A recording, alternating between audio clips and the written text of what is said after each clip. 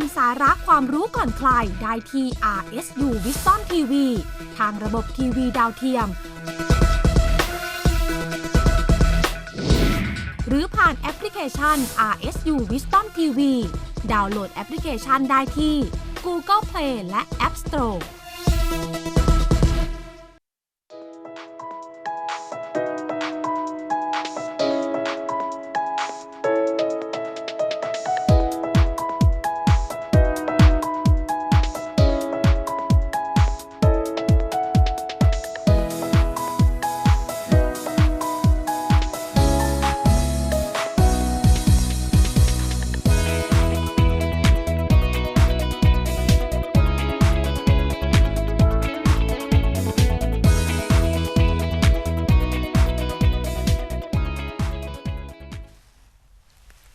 Sawadika, hello and welcome to ASEAN Challenge, the show to give you the latest headlines, hot topics and updates happening around your ASEAN community in two languages, Thai and English. I'm Rosalind Tepawan. ค่ะ and I'm Alyssa สิทธิวงศ์ขอต้อนรับคุณผู้ชมทุกท่านเข้าสู่รายการ ASEAN Challenge ค่ะข่าวสารในทวีปอาเซียนของเราทั้งภาษาอังกฤษและภาษาไทยค่ะ And starting off with our first section this event and this week in ASEAN Challenge. In ASEAN around us, lots of situations have been occurring around the ASEAN community where various countries are pretty much upping their game in terms of security because of the recent string of attacks happening all around the world in terms of terrorism.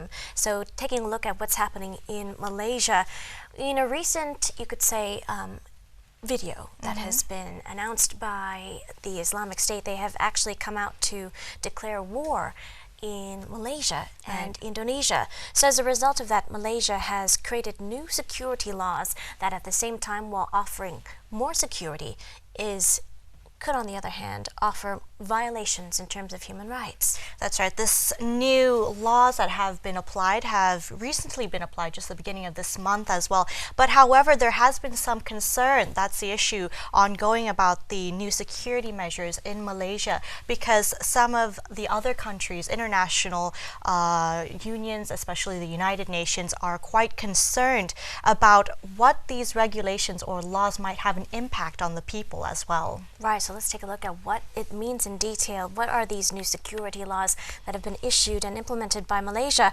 Prime Minister Najib Razak had come out with a new set of sweeping powers, offering him the power to declare a state of emergency in Malaysia anywhere to be deemed at risk, not only giving the Prime Minister sweeping powers, but at the same time offering police a wide range of powers as well, as this could offer a lot of threats, according to various organizations like the Amnesty International, saying this could potentially infringe on human rights violations as well as restrict freedoms of speech. Yeah, that's right. But however, Mr. Najib said that this law is necessary as Malaysia is facing a growing threat from Islamist terror networks. As you said, that there have been a string of attacks in the ASEAN region all over the world, actually. So he says that it is necessary, and he says that, of course, as mentioned, the United Nations also said that they were gravely concerned about it because the law might encourage human right violation and lead to restriction on freedom of speech as well. Exactly. So as you saw right there earlier on, Najib Razak had come out to say he's not apologetic about issuing these new powers because, as Kun Lisa just said, it's necessary. But ultimately, various opposition, they have come out to say that in the end, Malaysia has been known to use these powers perhaps ultimately for political dissidents, to quiet and suppress political dissension. But on the other hand, as the latest string of attack happened in June at a bar near Kuala Lumpur, it was a grenade attack that was taken responsibility by the Islamic State. It could be the beginning of more attacks to come over the summer. Now, one other issue which is quite a concern is that this law actually comes as the Prime Minister is actually currently facing increasing questions over his involvement in a massive financial scandal. So therefore, it's believed that he is the official one mentioned in a U.S. embezzlement case involved in the fund at the moment now as well. Right, there always seems to be two sides of the coin. On one hand, Malaysia is one target of a lot of terrorist attacks, and as we've seen over the past several months, lots of attacks have taken place around Southeast Asia, especially Malaysia, to name just a few of our ASEAN neighbors and ASEAN countries. So this security law is very important in order to be able to control the situation and also control forces that could protect the public against such damage and such violence. But on the other hand, as we mentioned, two sides of the coin. Yes. It does happen at a very sensitive time when Prime Minister Najib Razak has just been cleared of a huge national, even global embezzlement scandal, financial scandal that rocked ASEAN as well in the Development Fund 1MDB case, where he was ultimately cleared of any involvement by domestic investigation.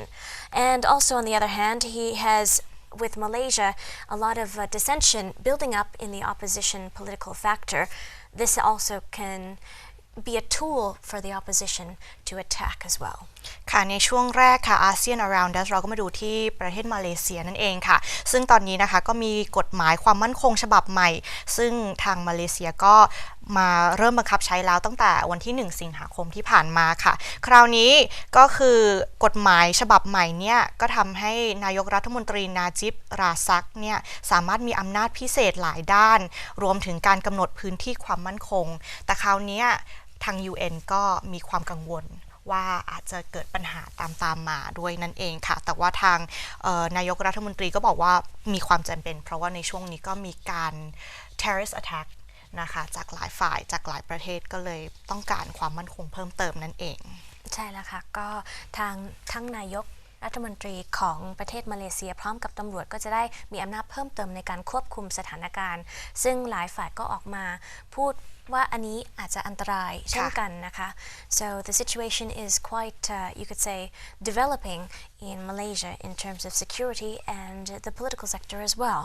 That's right, and as you mentioned, of course, there's two sides of the coins. There are some benefits to it and as well as some concerns from especially the international community about this new regulations and laws. Exactly, so we'll have to keep our eyes peeled to see how the situation continues to unfold in Malaysia as Prime Minister Najib Razak continues to take the reign and also have more powers as well. So we'll keep you posted on updates concerning Malaysia. In the meantime, we take a short break. Coming up next, lots of issues coming up in ASEAN Hot Issues. Stay tuned. ค่ะพักกันสักครู่ค่ะ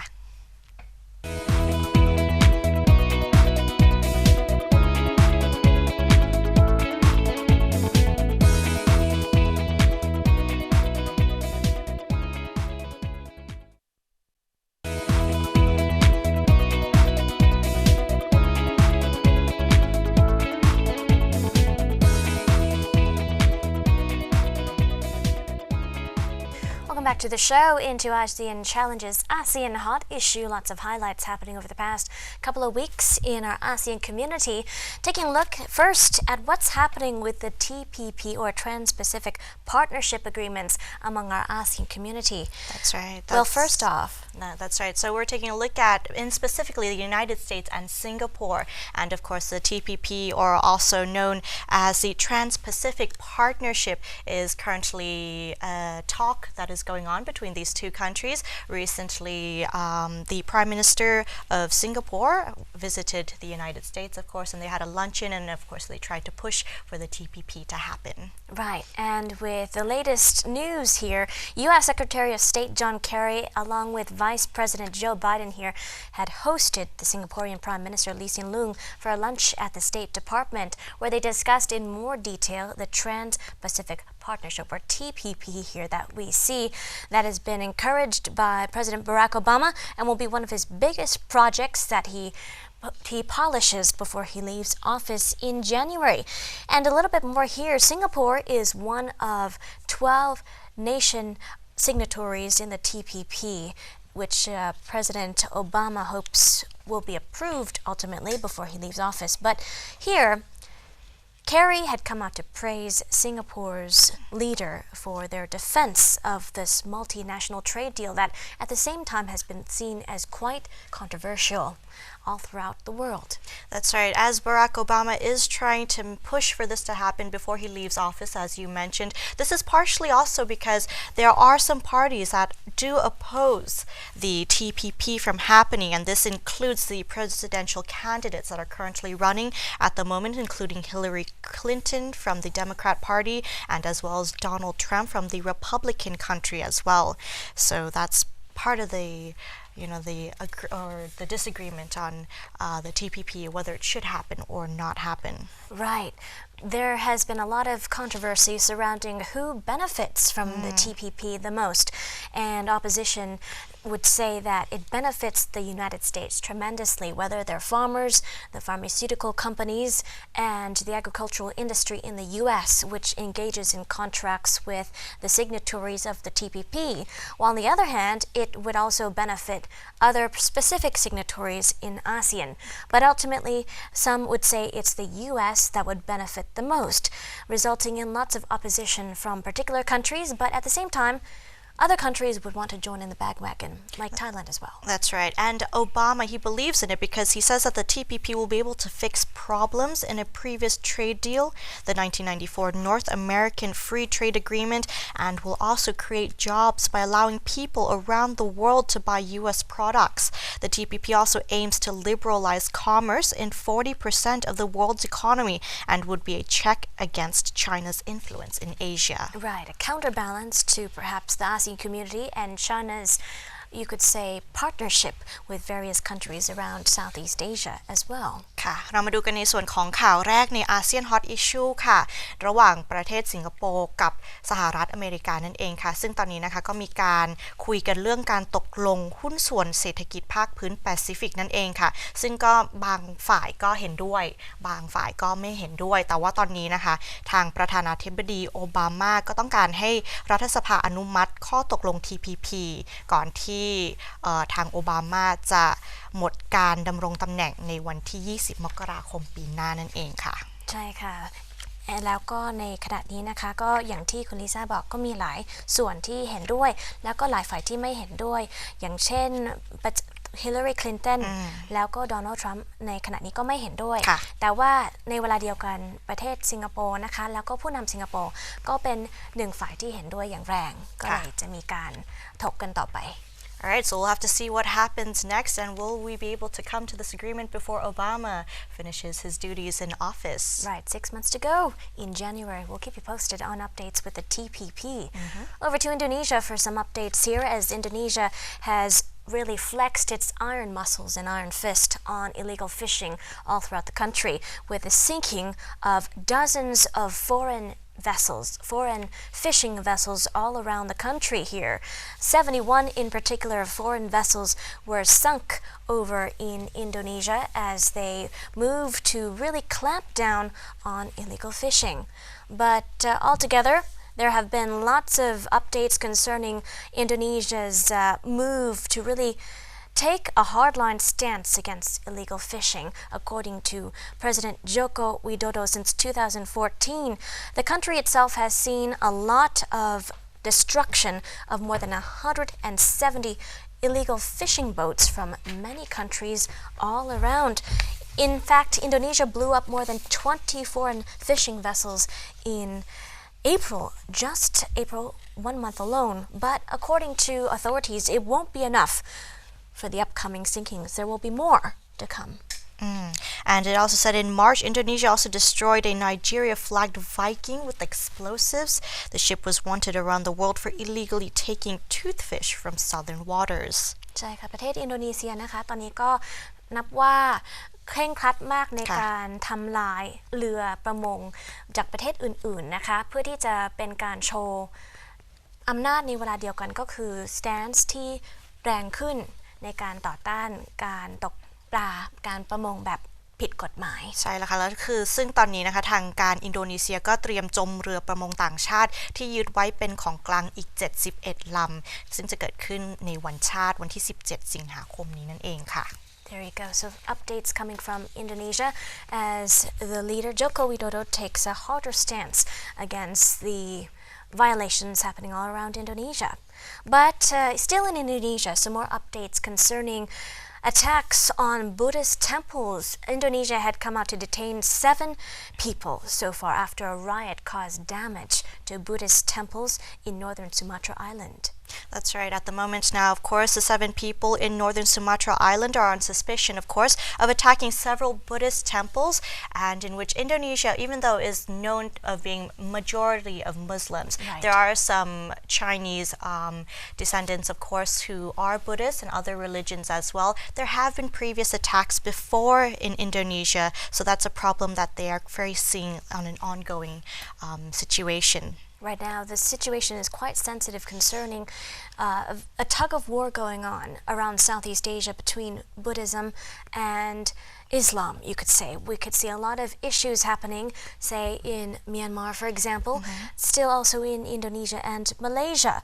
But here, a spokeswoman for North Sumatra had said, for the police, said that these 7 people detained were part of a mob that damaged at least 3 temples, along with other property in the town of Tanjung Balai, near the 4th biggest city, Medan. Luckily, no one was injured. That's really good news that at least no one was injured. But right. However, due to these attacks, the police have denied that the attacks were aimed at Chinese community. As mentioned, that there are a lot of Chinese living in Indonesia, and of course there have been attacks on the more minority religions. However, they had denied that these attacks were on the Chinese community, and in which the North Sumatra police spokeswoman has said that it was a dispute between individuals, adding that the situation, of course, is now under control. Right, indeed. We saw a situation like this, similar to this, last year when a Muslim mob burned down a number of churches in the conservative Aceh province here, saying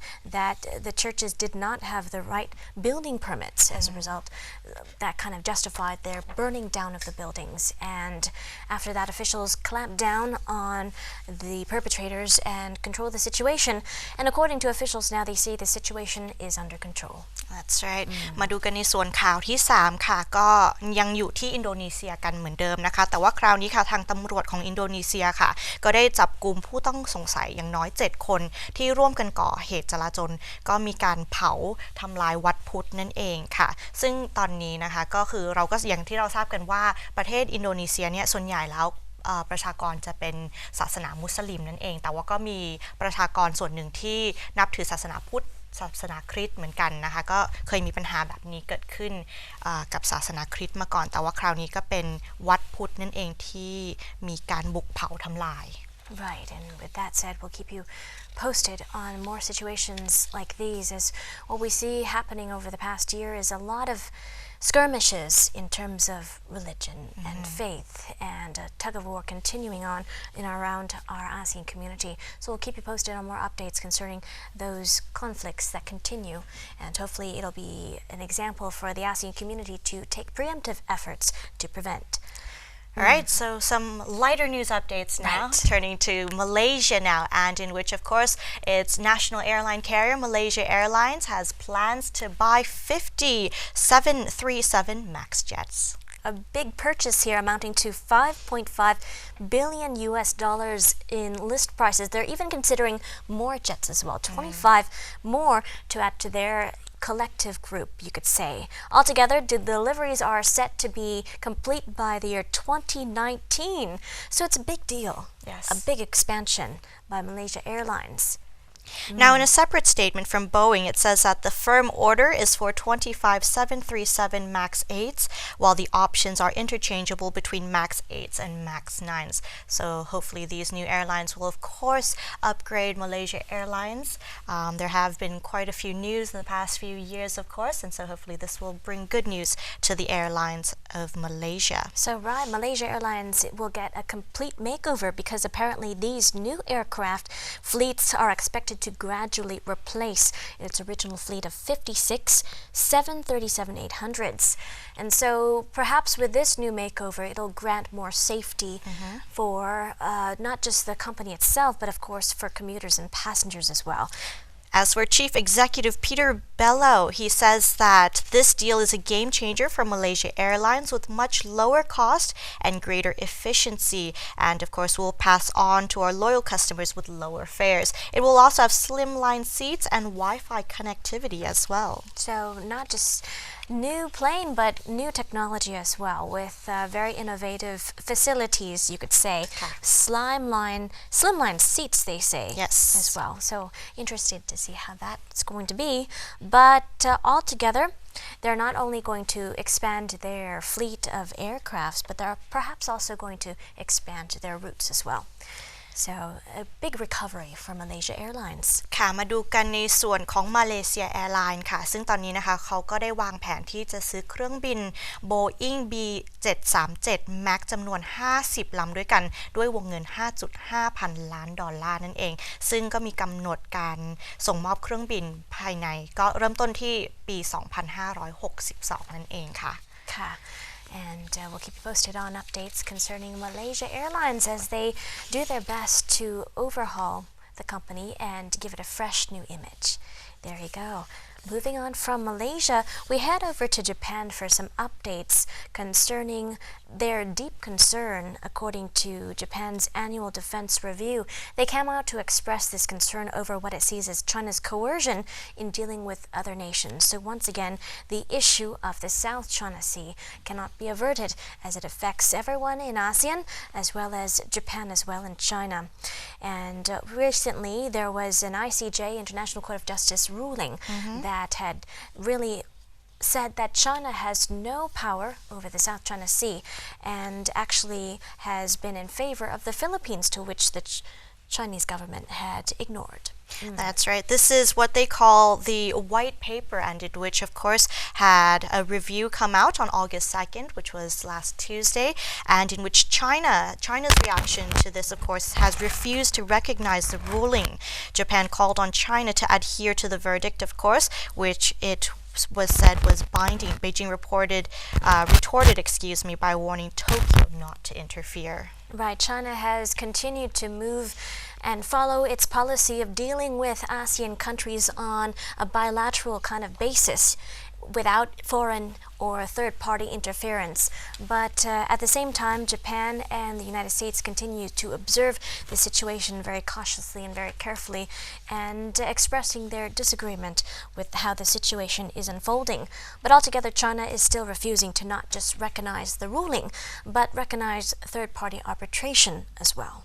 Now, in the situation, China claims that most of the 3.5 million square kilometers, or approximately 1.35 million square miles of the South China Sea with Brunei, Malaysia, the Philippines, Taiwan, and Vietnam also staking claims.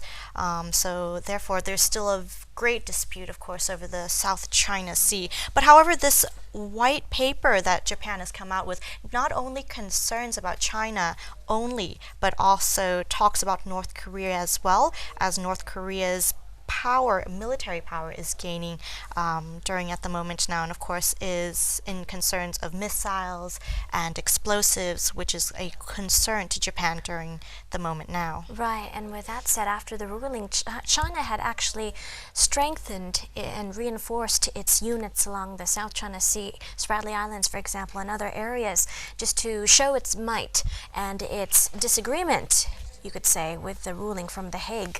But while the United States and Japan are not directly involved, they have no territorial claims in the South China Sea, but there are lots of interest. For example, the U.S.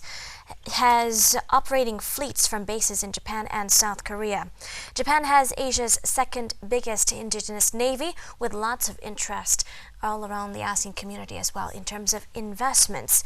But countries directly involved include, of course, Vietnam, the Philippines, even Brunei, and even Taiwan. Yes. Now it seems to be that this year Japan is more concerned about the region or the situations going on because this year the book is at 484 pages, which is more than a tenth longer than last year's report. Wow. So that's quite interesting to know what else is on the white book, of course, from Japan. Indeed.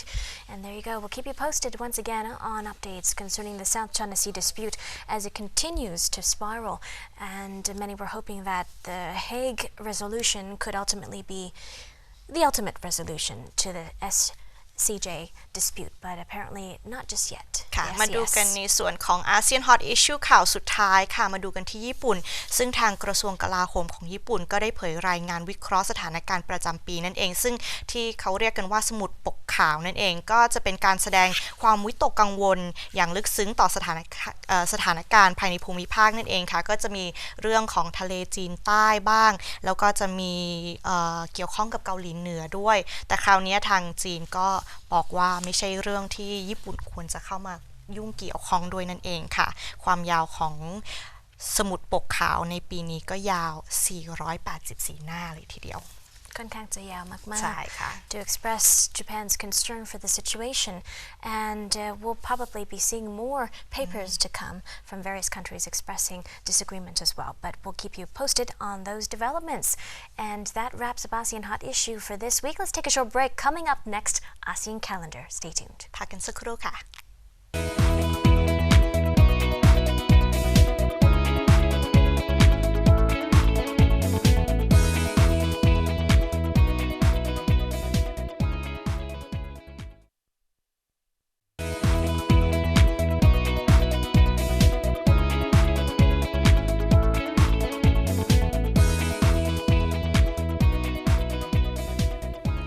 Back to the show into ASEAN Calendar. Lots of upcoming huge events happening around our ASEAN community, ranging from Singapore National Day to Mother's Day. ใช่แล้วค่ะกลับเข้าสู่รายการ ASEAN Challenge ค่ะและในช่วงนี้ค่ะเราจะมาดูกันซิว่าในสัปดาห์นี้มีอีเวนต์อะไรบ้างในแถบอาเซียนของเราก็รวมไปถึงวันแม่แห่งชาติของประเทศไทยนั่นเองรวมถึงอีเวนต์อื่นๆด้วยค่ะ Let's go take a look.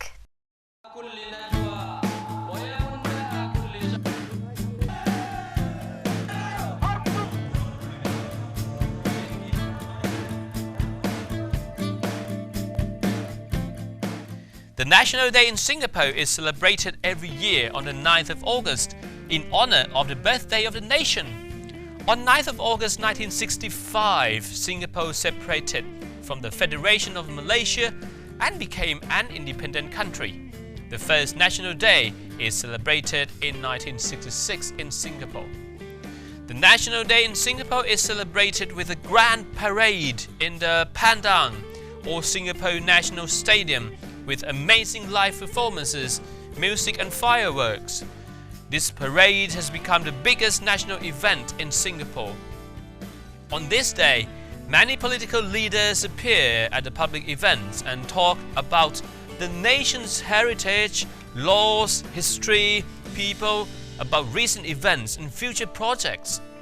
The National Day is considered as a public day with outings, picnics and lots of outdoor events like parades, air shows, fireworks and musical concerts. Parades generally occur in the morning and the fireworks occur in the evening. The Singaporeans dress themselves up in the patriotic colors like red and white. The National Day fireworks are usually accompanied with the patriotic songs like Stand Up for Singapore, Count on Me Singapore, etc. Singaporeans proudly fly their flag, sing songs and enjoy the day with their friends and families.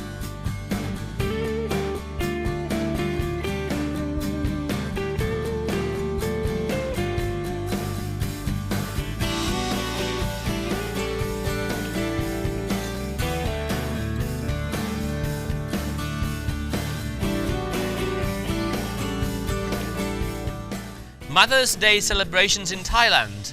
In Thailand, 12th of August is celebrated as the birthday of Her Majesty Queen Sirikit, as the Queen is also regarded as mother to all Thai people.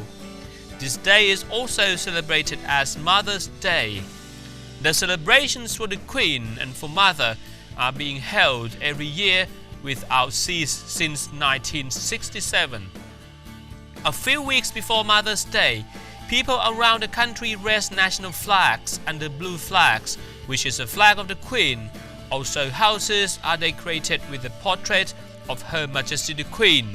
This is their way of expressing their loyalty and honor to her. Similarly, local organizations are bedecked with her portraits, garlands, and colorful lights. In the capital city Bangkok, Ratchadamnern Avenue, Sanam Luang, the area around Grand Palace is bedecked with colorful lights, and firework display is an added attraction. Thai people also take this day as an opportunity to thank our dear mothers for her unconditional love. Mother's Day morning in Thailand starts by giving alms to the monks. Following the Thai attraction, kids kneel down before their mother to show their love and gratitude. They present her with white jasmine flowers or garlands. In return, mother gives her blessings on kids. On this day, white jasmine flowers are a common sight in Thailand as they are the symbol of maternal love. The white color of the flower symbolizes purity of mother's true love, which will never change. Charitable activities, donations, offering to monks are also an important part of the day to express child's love and gratitude towards mother. My little sister, brother, and I normally buy our mom a gift.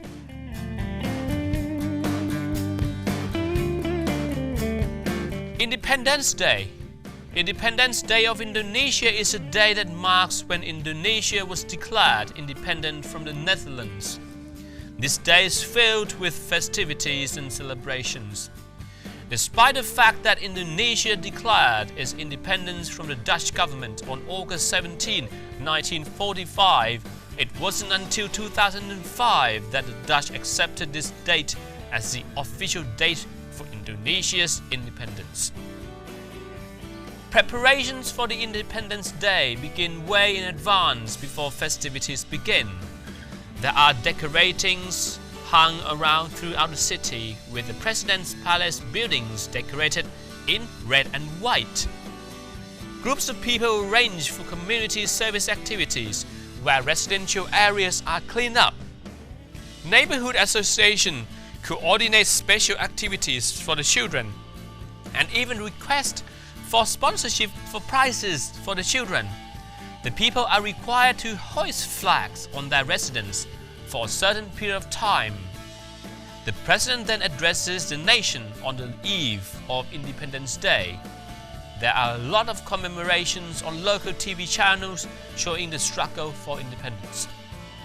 On Independence Day, celebrations begin with a flag hoisting ceremony at the President's Palace.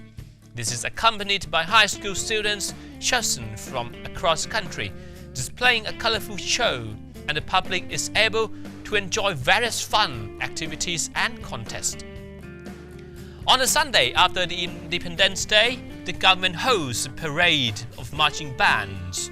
Foreigners are welcomed by most Indonesian people and are able to participate through sponsoring children's activities or helping to fund other types of activities. On August 17, 2012, Indonesia celebrated its 67th anniversary. This event saw various villages, towns, and cities preparing for what looked like the biggest celebration of Independence Day that Indonesia has ever seen. It is believed that even Indonesians in other nations don't miss out on this important day of celebration.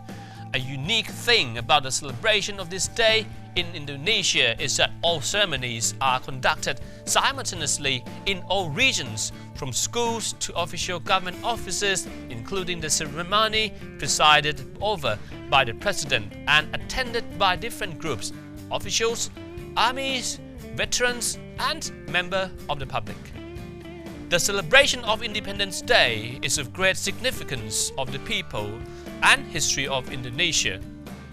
It is a huge event for the people of Indonesia, marking the declaration of Indonesia as free nation from the foreign rule.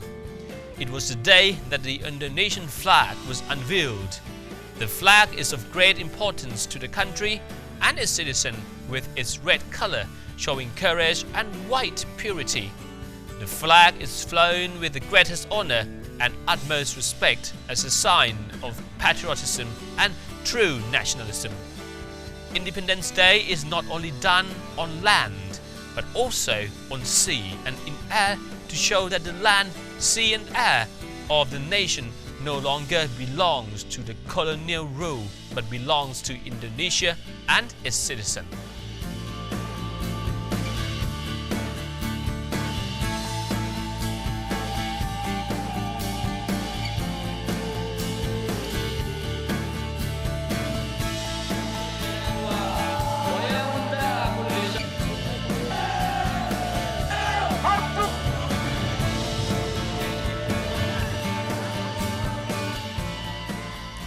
And those were important events around our ASEAN community in ASEAN calendar this week and the next coming days. And with that, we take a short break. When we come back, more coming up in ASEAN interview. Stay tuned. พักกันสักครู่ค่ะ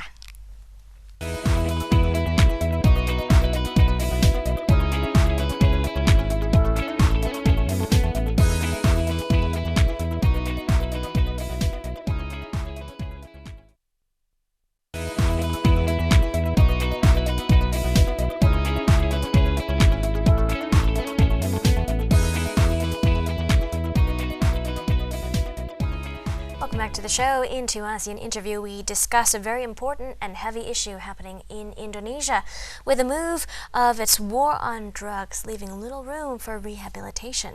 ค่ะในช่วงนี้นะคะเราก็จะไปดูในส่วนของประเด็นเกี่ยวข้องกับอินโดนีเซียค่ะกับอาเซียนอินเทอร์วิว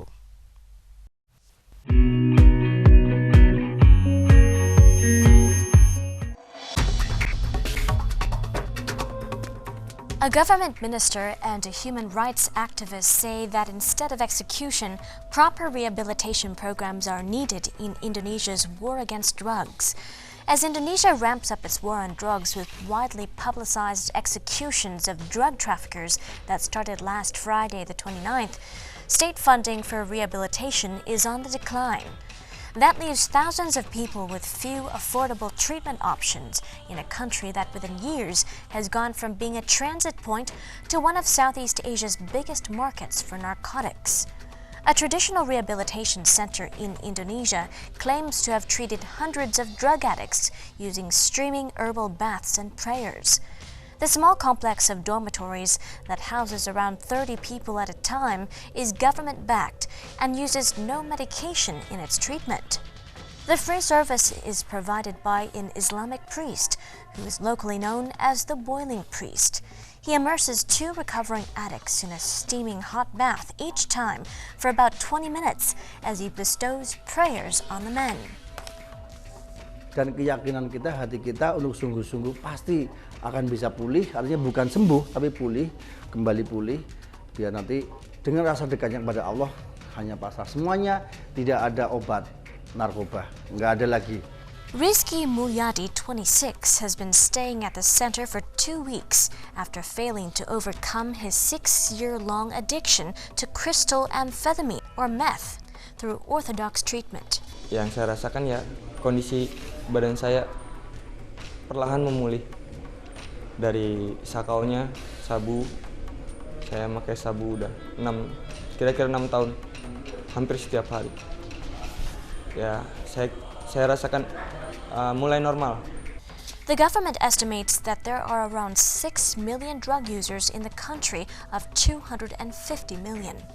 Less than 1% of those received treatment in 2014, according to the United Nations Office on Drugs and Crime, or UNODC, a fraction of the global average of 16%.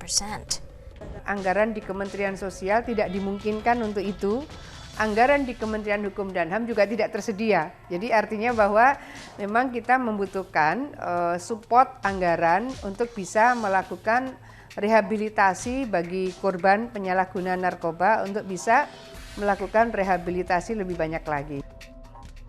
Parawansa's ministry aims to rehabilitate 15,000 drug users this year on a budget of 87 billion rupiah, that's $6.6 million. Next year, it'll only receive enough funds to reach around 9,000 users. There are around 160 such facilities across Indonesia that get about 1.5 million rupiah a month from the government, according to the Social Affairs Ministry. In addition, there are about 400 rehabilitation centers, both government-run and private, using more conventional means to wean people off drugs. Indonesian law mandates rehabilitation for people caught using or possessing small quantities of drugs. But government officials admit many drug users still face jail terms and that prisons are overflowing. Right now, what the government is trying to allocate is to build more prison, which is unfortunate. What the government should do is to build more rehab. And what the government should do is to offer this alternative, this solution to people who were caught using drugs. Indonesian President Joko Widodo has vowed to rid the country of drugs and ordered a police crackdown on narcotics in any form, which he says poses a bigger threat to Indonesia than militancy and radicalism. He has tripled the budget of the National Narcotics Agency, the main drug-fighting body, to 2.1 billion rupiah. That's $160,000 US, and it draws on the national police budget to operate. BNN runs 4 rehabilitation facilities that accommodate about 1,500 addicts currently and is aiming to build at least one center in all 34 provinces. But Widodo's hard approach comes at a time when many other countries admit aggressive strategies have failed and have called for the fight against narcotics to be less punitive. Critics say Widodo's approach criminalizes victims and makes the path to recovery that much harder. Indonesia executed 4 convicted drug traffickers, including 3 Nigerians, early on Friday, as it pushed ahead with its war against drugs, although another 10 scheduled executions were delayed. Up to 14 people were due to face the firing squad together on Friday, but officials decided a comprehensive review was needed to avoid any mistake in the 10 cases. The date for the next round of executions has not been set, according to the Attorney General, Muhammad Prasetyo. Presidential spokesman John Moody defended the fall in the rehab project and the budget, saying there had been cuts across the board in the state budget. But he said a reduction in budget did not mean the president was not concerned with rehabilitation. The president was concerned about how to prevent the spread of the use of drugs, and rehab programs were part of that. Drug offenses were one of 3 things categorized as extraordinary crimes in Indonesia. And for that, the government needed to be hard on smugglers and traffickers. And that explains why the president was taking a hard approach. Budi said further that did not mean, however, the war on drugs was being fought at the expense of rehabilitation. Both law enforcement and rehabilitation were happening at the same time.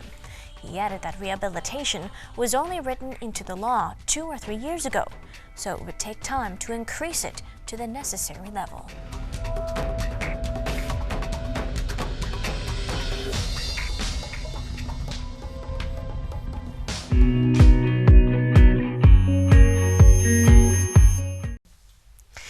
And thank you for those insights. Those were the details on Indonesia's war on drugs and how one ASEAN country is headed in a certain direction on tackling drugs, while other countries may be heading in other directions as well.